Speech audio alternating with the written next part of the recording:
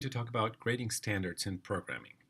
Why are they important? Well, because depending on how we grade, the way we grade makes demands on students, right? And we want to make reasonable demands of students in order to succeed.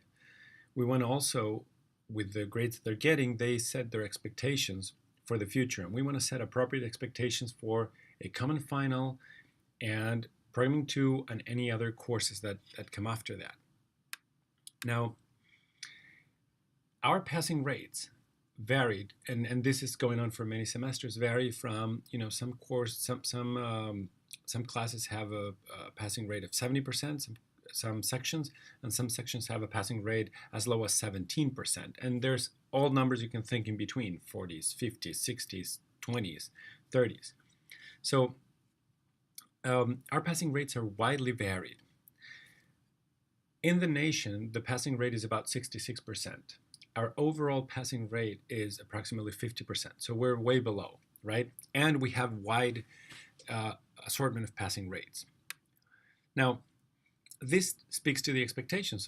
So if someone is in the class that had 17% of passing rate, for example, this is something that I've heard oftentimes here. A student comes and says, I was getting all B's. This usually happens at the beginning of the semester when, or after their grades are put, right? I was getting all B's and did all the problems in the preparation exercises. Now I failed one exam, which is the common final. I failed one exam, and you tell me I failed the course, but I was a B student. Let's think for a second on what does that mean. A student usually, when you give them grades, a student understands how much work will get him or her a B or an A or a C. And whatever that much work is, if it's consistent, they will think that that's enough work to pass the exam, right? It's reasonable. A B is good. An A is excellent, a C is adequate, D mediocre, and an F is failing. So if you give a student a B, the translation in the student's head is, my teacher says I am good. Then why does the final exam says I failed? There's a big disconnect and expectations aren't met. And of course, we did a big disservice to that student, right, by grading them higher. So I looked into what could be a way to grade programming in a way that emphasizes what we want the students to learn, and at the same time, be fair and be somewhat objective. There's never going to be objective grading. Let's put that out there. But we can have certain parameters. So there's this thing called Bloom's taxonomy. Bloom's taxonomy is basically it's a pyramid of the levels of thinking or the levels of learning or learning outcomes that we want students to have. So let's say, for example, a student is doing a study on Venezuela, and it goes something like this. One stage of learning is remembering. So they will remember, oh yeah, there's someone called Maduro and someone called Guaido, and then Venezuela has a capital that I believe it's Caracas, right? So remembering facts. Understanding is when you can explain certain ideas. So you understand, for example, that Maduro's regime is bad, maybe for people. You understand that Venezuela is in economic problems, right? It has some problems economically. You understand those facts, but you can't connect them together. Apply has to do with using this information and connecting and sort of translating that information. It's like, oh, okay, so I know that other places are in bad economic shape and they do not like the current president. I also know that if a president is bad, perhaps, that president is grabbing onto power. I make some connections, right, that get me a higher understanding of the topic, right? Because I apply what I know from the world into the situation, and I can move up in the learning scale. Now, analyze means breaking down the information into pieces and try to understand it even more. So, for example, I start analyzing, okay, Maduro is behaving like a dictator, but the country is a democracy. Therefore, the people have power. Therefore, some people are trying to overthrow him. And of course, Maduro having the dictatorship mentality might kill those people, and that's why those people are afraid. You make connections and you make it all one whole. Now, evaluate is when you justify a decision or a course of action, when you basically have a theory about how this works, and you put it out there. And you say, well, dictatorship mentality usually tends to be ruthless, yada, yada, yada. Therefore, I think that some people are in danger in that country if they speak up. However, they can go to friendly countries to see if friendly countries can argue for them. You put together an idea, right? And then the creation, or sometimes called synthesis, aspect of it is you generate new ideas, right? So, oh, I think that this dictatorship ends when yada, yada, yada, and after that it will take a few years to get it back working because the problems caused by Maduro are so profound. You are now going above and beyond the actual situation and the analysis of the current situation. You are now producing something new. Now, this taxonomy has been taken also for programming, right? And I have the reference here for the taxonomy and for the programming, but also for programming. And it goes like this. I'm going to provide you an example that's taken from one of the programming one problems, and then I'm going to take the taxonomy. I'm going to take the taxonomy into programming territory. So the example is write the Java method number of minutes that takes two integer parameters named h and m and a character parameter named AMPM. The parameters h and m are the time in hours, between 1 and 12, and minutes, always between 0 and 59. The parameter AMPM will always be a capital A for AM or a capital P for PM. The method should return an integer that represents the total number of minutes from midnight to the given time. For example, if I call number of minutes 25A, that represents 2:05 AM, and therefore there's 125 minutes from midnight to 2:05 AM, right? Note that midnight is 12 AM and noon is 12 PM. And then this example will have a few test cases to exemplify what they mean. So let's go to the first level, which is understanding. Remember that the pyramid. Remembering. I can't remember. Remembering. This is something about Java. They remember factoids about Java. So lines end in semicolons, for the most part. Students remember that the if structure has an if and then parentheses the condition, or the for loop goes something like that: for int I equals 0, I less than something, semicolon I plus plus. Like, they remember certain structures. They can declare a variable like int and then the variable name, or the type and the name of the variable equals and then some initialization, right? So int a equals 3 or something like that. They remember those factoids, right? That is the first stage of learning. In programming, we want them to learn this, but if they just put random garbage that looks like Java, that's not good. So this aspect is, it's a low thinking aspect in the Bloom's taxonomy. So it's something we want our students to have, but it's not the most important thing we want our students to have.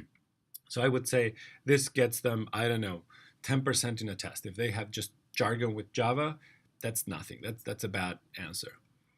You'll get some percentage for remembering, but that's it.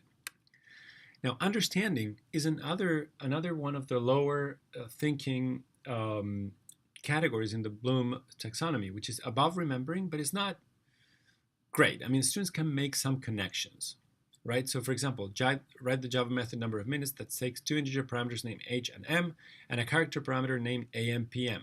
This method should return an integer. So student is capable of saying public int, because it returns an integer, and then he names or she names the function the same way that you specified it, the variables that you specified it, and AMPM, right? And might be able to do int, and char to deduce this. So not only writes Java because he or she remembers how roughly to write Java, but can follow very textual instructions to some point, right? So the student understands the instructions and can replicate them, okay, when specified. That, again, is something that we want our students to have, but we don't want our students to be people that always do exactly what they're told, otherwise they can't do anything else. So, again, this is another 10%, so probably if they write Java jargon and they have the heading or some of the variable names correct, that's still not what we want. It's part of what we want, but it's a tiny part of what we want. So altogether, that's, still an F. Even though they could do something here, that's still an F. It's not the level of understanding that we want our students to have. Now, application goes a little bit beyond that, and students can show abstraction when not specified. This is, for example, when students know when to declare variables without being told. They know when to declare a new class correctly. They know when to create a method or use a loop. But that doesn't mean that they use it correctly. So for example, in this exercise, the parameters H and M are the time in hours, always between 1 and 12, and minutes always between 0 and 59. And then the AM, PM is A or P. If the students have some if statement that says, if 12 or if 60, then something, or if they say if AM or if PM is detected somewhere in there, that means that there's some notion of multiplying hours times 60 or modulo 60 or something like that. They have a vague idea. They just have no idea how to solve the problem, but they're using formulas that they think might help, right? For example, usually we see this with arrays. When there's an array problem, students will likely have a for loop that might not be correct, but they know that if there's arrays, there's got to be a for loop. That is an application abstraction, right? Now, this is also very good, but if they cannot formulate or solve the problem with these tools, then it's no good.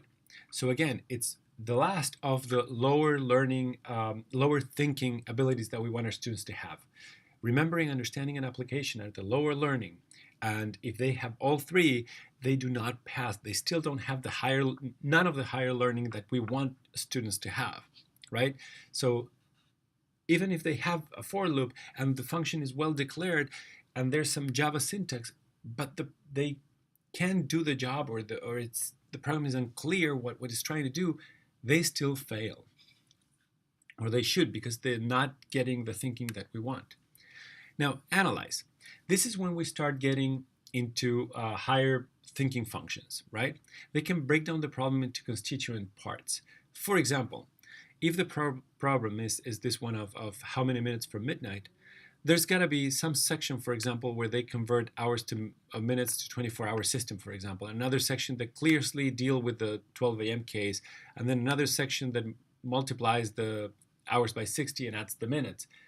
Like, it's clear. Or for example, this one, right? This is not a solution, but they have a place that clearly deals with AM and a place that clearly deals with PM, for example, right? This is clear for them. Then they clearly broke down the problem into small constituent parts. That shows higher thinking, right? Usually the people that can do this higher thinking already master, or to some level have the lower thinking, right? To me, that's about 60% of the way there. That's still a D. It's not a great grade, but that, this combined with the Java, combined with the other ones might up the score, but not by much. I think that a student that can analyze, that's about 60% of the way there. Now, the next one is to evaluate. And to me, this is when students start getting, C's and B's and even high B's, right?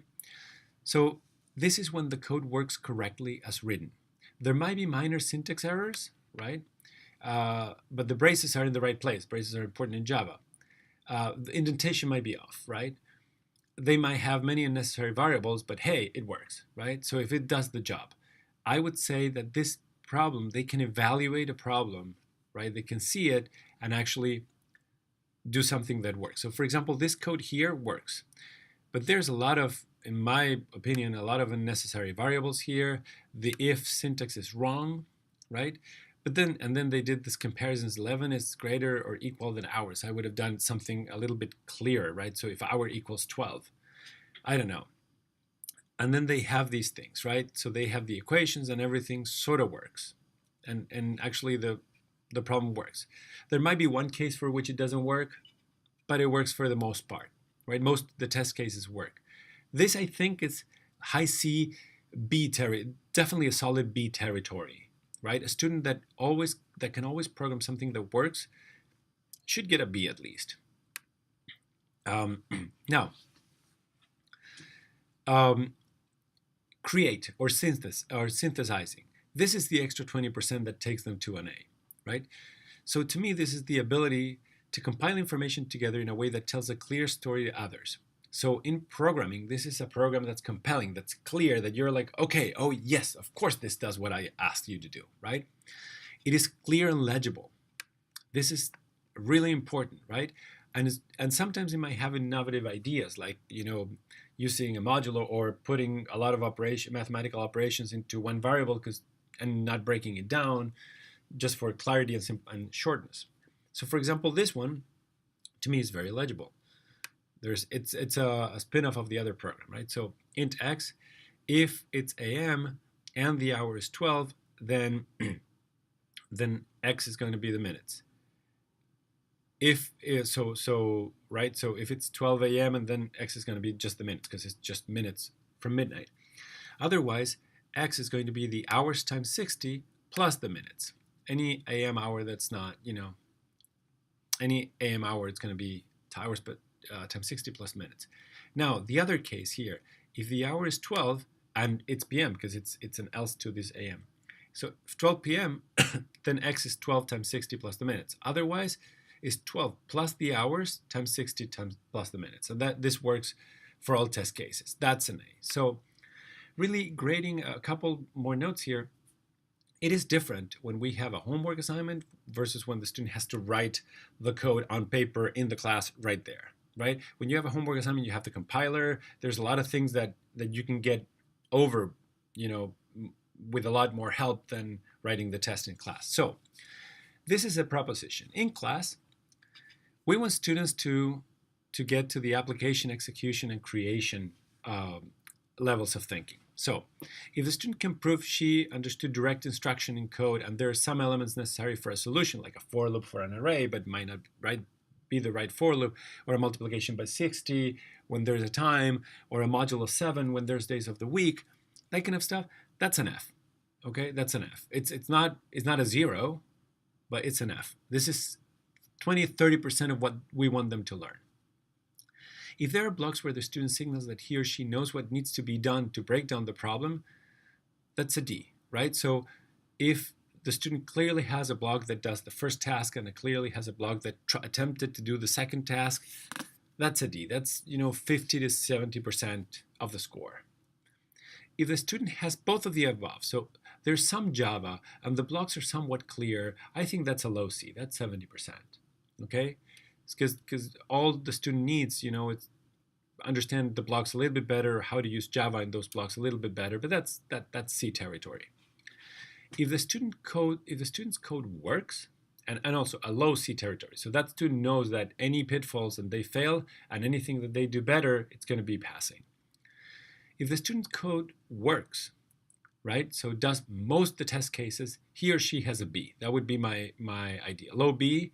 If the code works for most test cases, I think the student has a B. If it works for all test cases, that student has a high B or a very low A. If the student's code works and it's clear, right? And it's clear, it's very clearly written, it's clear what they're doing, then the student, for me, has an A. And then depending on how nicely written the program is, how well put together, how they use the correct variables names and all that, that's the difference between an ID and a 100%. But that's, if a student code works for all test cases and it's clear, then they get a 90% in my book, right? Now, this is for quizzes, so I think that the final might be one of these. But now, how about for homework assignments where they have a compiler? Well, if the student code does not compile, I would say the maximum grade they can get is a D, because clearly they didn't do the remembering part, or they didn't put enough effort, or, they couldn't do the remembering part. If it doesn't compile on the compiler, that means you were not able to remember enough to get it right at the 10th try or whatever. So I think that I'd be willing to check their logic, but I wouldn't give a student more than a D. If a student can prove that she understood direct instructions in code and there's some elements necessary, then the same thing, 20 to 30%, right? If the code compiles and there's something in there, 20 to 30%. If there are blocks where the student signals that he or she knows what needs to be done to break down the problem, I would say that's a 40%. Why not more? Well, because they had the compiler, these two stages here, the for loops should be correct. The the semicolon should be taken care of. So the compiler is helping you a lot. If the student has both of these, right, then that to me would be a D. If the student code works, right, so it compiles and works for most test cases, I would say that's between a C and a B. If the student code works and works for most test cases, then that's B territory. And if it's clear and nicely programmed and very clear to understand, then that's A territory. Okay? For me, the difference between a high C and a B, anywhere in the B, is, let's say, the test cases in which it works. So I'm going to review some examples on the next video.